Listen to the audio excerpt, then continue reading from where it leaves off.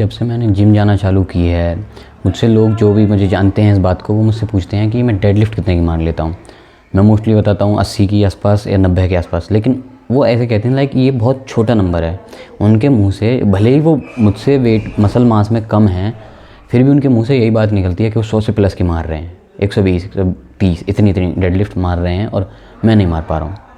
And अब जब मैंने उनकी फॉर्म देखी मारने की, जब कम्पीट कर रहे थे हम आपस में, तब जब मैंने उनकी फॉर्म देखी तब मुझे पता चल गया ये कर क्या रहे हैं। और इसी वजह से उनकी इंजरी हो जाती है बैक की, और फिर वो लोग दोष देते हैं कि जिम से ये होता है वो होता है। और अगर तुम्हें इंजरी फ्री रहना है, अपनी बैक को बचा के रखना है बुढ़ापे तक, और साथ में मसल्स भी चाहिए, तो प्लीज़ थोड़ा सेफली एंड स्मार्टली अपने दिमाग को यूज़ करके तब परफॉर्म करा करो एक्सरसाइज। और इसमें मैं तुम्हें डेडलिफ्ट को कैसे परफॉर्म करना है, स्क्वाट्स को कैसे परफॉर्म करना है वो बताने वाला हूँ। डेडलिफ्ट में तुम्हें बेसिकली उतना वेट लेना है जितने में तुम 8 क्लीन रैप्स निकाल दो।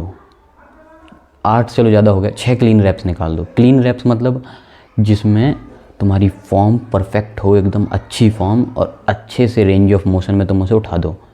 उतना वेट रखना है, भले ही चाहे 40 kg वेट हो, 50 kg हो, चाहे कम हो, चाहे 10 kg ही क्यों ना हो, बट तुम्हें 6 रैप्स निकालने हैं कम से कम। और फिर तुम्हें प्रोग्रेशन करना है। आज तुमने डेडलिफ्ट मारी तो तुमने कितने निकाले उस पर? 6 रैप्स, जो भी वेट चुना तुमने। अब उससे आगे तुम पे जाया नहीं गया। अब तुम्हें अगली बार जब डेडलिफ्ट मारोगे तो वेट नहीं बढ़ाना, तुम्हें बढ़ाना है रैप रेंज।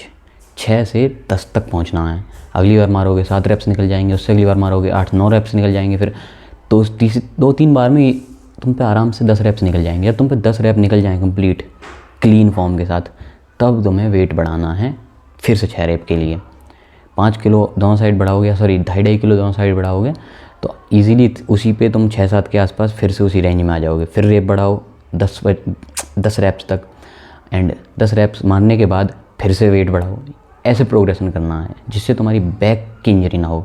अब फॉर्म कैसे रखनी है जो क्लीन फॉर्म होती है? सबसे पहले तो अपना स्टांस देखो। मैं ऐसे तो तुम्हें मुँह खादी नहीं बता सकता, तुम्हें विजुअली यूट्यूब पर सर्च करके अच्छे से समझ में आ जाएगा। तुम्हें बस ये सर्च करना है एक गुड फॉर्म और परफेक्ट फॉर्म फॉर डेडलिफ्ट। तुम्हें बस इतने सर्च करने पे ही काफ़ी सारी विजुअल गाइड्स मिल जाएंगी।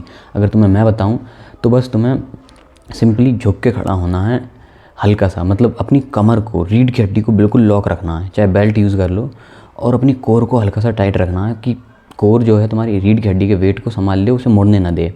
एंड एक न्यूट्रल पोजीशन में आके, मतलब तुम जब झुकोगे ना तो अपनी कमर को ना तोड़ के अपने जो ग्लूट्स हैं उन्हें पीछे खींचना है, अपनी बैक पार्ट को, लोअर बैक को पीछे खींचना है, फिर तब वेट को उठाना है।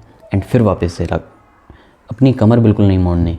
ये सबसे मोस्ट इंपॉर्टेंट चीज़ है। रीढ़ की हड्डी बिल्कुल लॉक होनी चाहिए। और फिर इससे तुम्हें क्लीन रैप्स लगाने हैं। और इसके बाद जब तुम डेडलिफ्ट लगा लोगे तो स्क्वाट्स में अगर तुम एक दिन लगाते हो या अलग दिन भी लगाते हो, तो तुम्हें स्क्वाट्स में भी सेम प्रोग्रेशन यूज़ करना है, 6 से 10 वाला, अगर तुम थोड़े वेट लिफ्टिंग टाइप में हो। लेकिन स्क्वाट्स में अगर तुम आइसोलेशन करना है अपने क्वाड्स को, तो रैप रेंज को थोड़ा बढ़ा सकते हो, 8 से 12 की रैप रेंज कर सकते हो इस हिसाब से। और लेग प्रेस में भी और अदर कंपाउंड एक्सरसाइज में भी ये रूल लागू होता है। तुम्हें यही सेम प्रोग्रेशन 6 से 10 का या फिर 8 से 12 का अप्लाई करना है। फॉर्म अपनी क्लीन रखनी है ताकि तुम इंजरी फ्री रह सको और तुम्हें ज़्यादा से ज़्यादा मसल गेंस मिल सकें। That's it for today.